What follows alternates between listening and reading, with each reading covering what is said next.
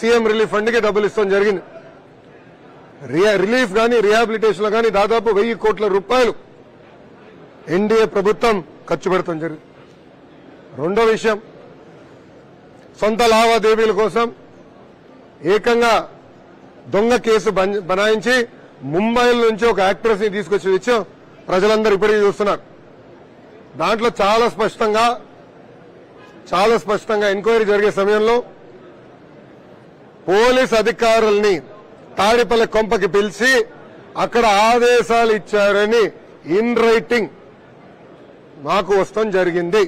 దానిపైన ఈ ఫేక్ జగన్ ఏమి సమాధానం చెప్తాడని సూటిగా ఈ రోజు నేను ప్రశ్నిస్తున్నా.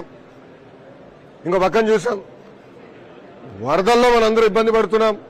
దాదాపు 12 లక్షల క్యూసెక్స్ వరద వచ్చింది. అంటే ఇంకొక 1,00,000 వచ్చుంటే ప్రకాశం బ్యారేజ్కి ఏమయ్యేదన్న పరిస్థితిలో వైకాపా రంగులతో ఉన్న బోట్లు వచ్చి అక్కడ గేట్లని ఢీ కొట్టుకుంటున్న విషయం ప్రజలందరూ చూశారు.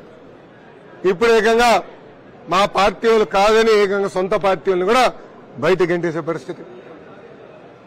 చంద్రబాబు నాయుడు గారు చాలా స్పష్టంగా విశాఖ ఉక్కు ఆంధ్రుల హక్కు, ప్రైవేటీకరణ మేం చేయము అని 100 సార్లు చెప్పినా ఈ ఫేక్ జగన్ ఫేక్ ప్రచారం చేస్తున్నారు.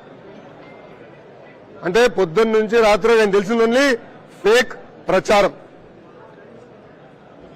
జగన్ గారికి నేను సూటిగా ప్రశ్నిస్తున్నాను, మీరు 2019 ముందల నేను పెన్షన్ పెంచుతానని ఇట్లా అన్నారు. ప్రజలకు అర్థం వల్ల పాపం అధికారంలోకి వచ్చిన మొదటి నెలలోనే 1000 రూపాయలు పెంచుతారనుకున్నాడు. కానీ ఇదేంటంటే కటింగ్ బిజినెస్. అప్పుడు ఒక 250, అప్పుడు ఒక 250, ఆయనకు 3 వచ్చినప్పుడు ఇంకో 250. అదే చంద్రబాబు నాయుడు గారు ముఖ్యమంత్రి అయిన వెంటనే 3,000 రూపాయల పెన్షన్ ని 4,000 రూపాయలు చేశారు. వికలాంగులకు అందించే 3,000 రూపాయల పెన్షన్ ని 6,000 చేశారు. శాశ్వతంగా బెడ్ పైన ఉన్న వాళ్ళకి ఏకంగా 5,000 రూపాయల నుంచి 15,000 రూపాయలు చేశారు. ఇది ఆయనకి కంపడట్లేదు.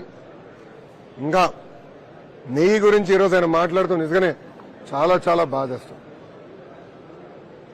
అంటే వాస్తవాలు మేము ప్రజల ముందర పెట్టకూడదా?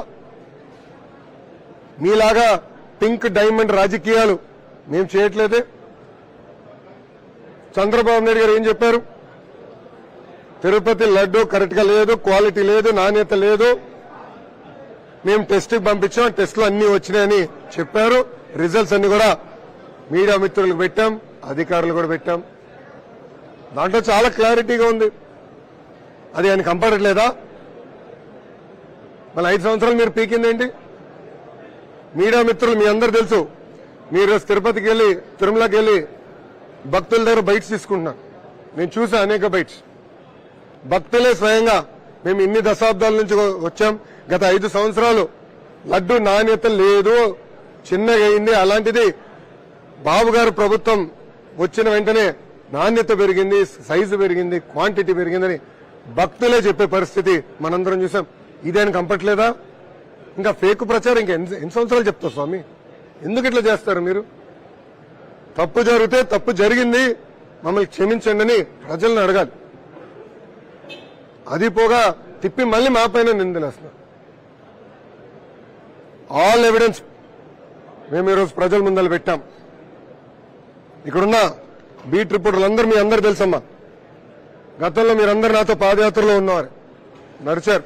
మీరు చెప్పారు నాకు నాణ్యత లేదు, అన్నదానంలో నాణ్యత లేదు, అన్ని ఛార్జీలు విపరీతంగా పెంచారు, సామాన్య భక్తుల్ని దేవుడికి దూరం చేశారని మీరందరూ కూడా చెప్పింది.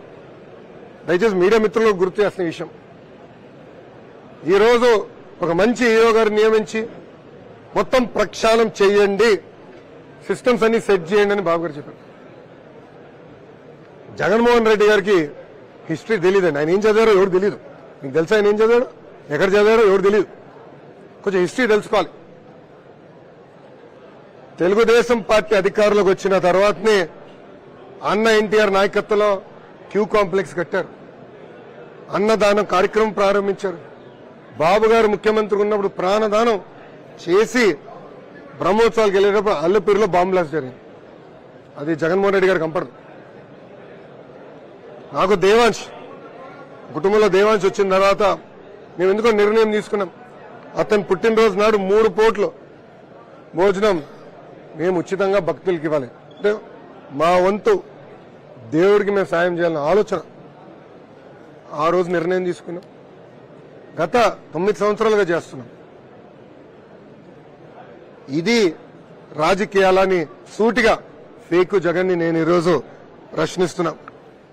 గతంలో మీరందరూ చూశారు, టీటీడీని రాజకీయ పునరాస కేంద్రంగా వాళ్ళు వాడుకున్నారు. టీటీడీ లడ్డూలు తీసుకొచ్చి బియ్యం బండిలో పెట్టి ఊరూరు ఎన్నికల కోసం ఎలా పంచారో మీరందరూ తెలుసు.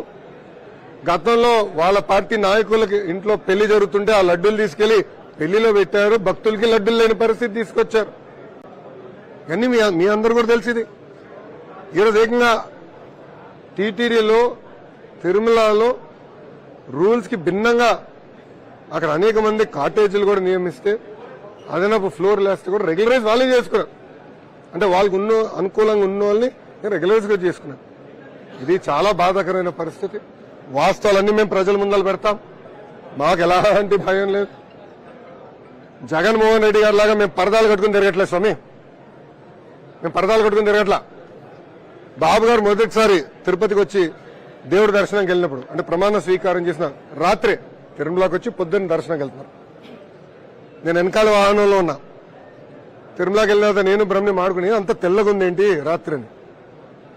బండి దిగిన తర్వాత అర్థమైంది పరదాలు ఉన్నాయి. అప్పుడు పోలీస్ సోదరులు పిలిచి ఏంటమ్మా ఎందుకు కట్టారంటే, సార్ క్షమించండి పాత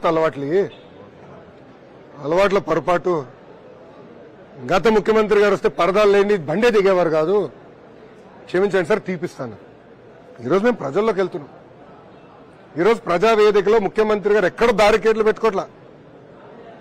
కనీసం కూర్చునే కుర్చీ కూడా వేసుకోవట్లేదు. ఆయన బల్ల పైన కూర్చుంటున్నారు, ప్రజల పక్కనే కూర్చుంటున్నారు, ప్రజల్లోనే కూర్చుంటున్నారు, ప్రజల సమస్యలు నేరుగా తెలుసుకుంటున్నారు. అది మాకున్న చిత్తశుద్ధి. దయచేసి ఇది ఫేక్ జగన్ తెలుసుకోవాలి.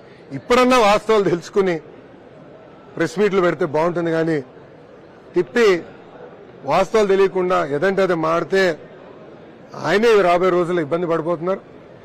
ఈ నెయ్యి విషయంలో తప్పనిసరిగా యాక్షన్ అనేది అనివార్యం, యాక్షన్ ఉంటుంది, దాని ఎలాంటి డౌట్ లేదు. మిగతా విషయాలన్నీ కూడా రాబోయే రోజుల్లో మీడియా మిత్రులు ముందలు పెడతాం, ప్రజలు ముందలు పెడతాం. పవిత్రత కాపాడే బాధ్యత నాడు నేడు ఎప్పుడు తెలుగుదేశం పార్టీ తీసుకుంటుంది. డైవర్ట్ పాలిటిషన్ కోసమే ఈ పని చేస్తున్నారు. ప్రతి ఒక్కటి కూడా ఈ విధమైనటువంటి మొన్న వరదలు వచ్చాయి, వరదల వల్ల కూడా ఇలాంటి సిచ్యువేషన్ తీసుకొస్తున్నాడు. తిరుమల పవిత్రమైన లడ్డుల మీద కూడా అబద్ధం చెప్తున్నాడు. ఈ దుర్మార్గతనం పనికొస్తుందని కూడా ఆయన అంటున్నారు. అందుకే ఫేక్ జగన్ అని పేరు పెట్టిన. వరదలు వచ్చింది,